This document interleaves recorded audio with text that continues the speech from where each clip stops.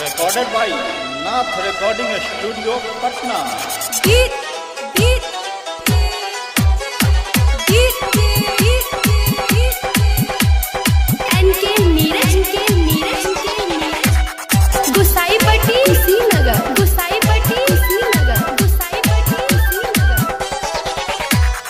मोहन मदन मुरारी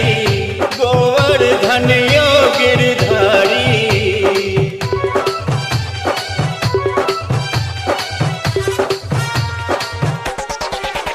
हे मोहन मदन मुरारी गोवर्धन गिरधारी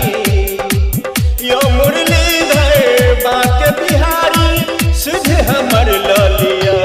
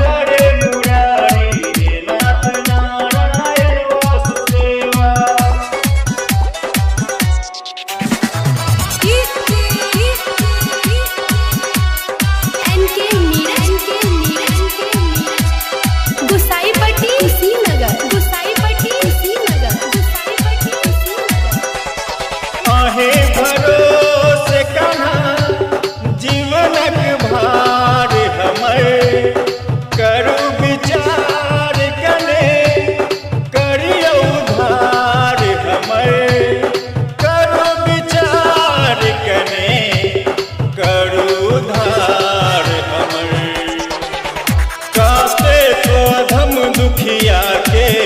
दुख सा उबरलो ना हमार मझधार में फंस नहीं पार लगाने दिया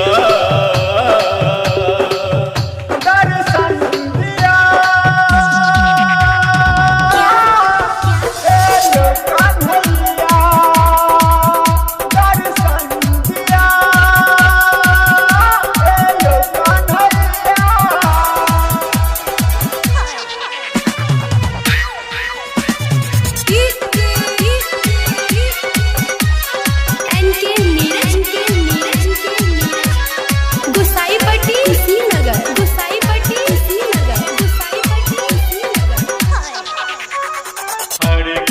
हरे कृष्ण कृष्ण कृष्ण हरे हरे मैंने बिछे ने कहा बाट हम छी दूध दही मैथ कमाखन जोगा कर दूध दही मैथ कमाखन जोगा कर कर जोर कुंदन कर वंदन प्रीति चंदन सकर मन मोहन मंद मुस्की दा मधुर मुरली के धुन सुनाता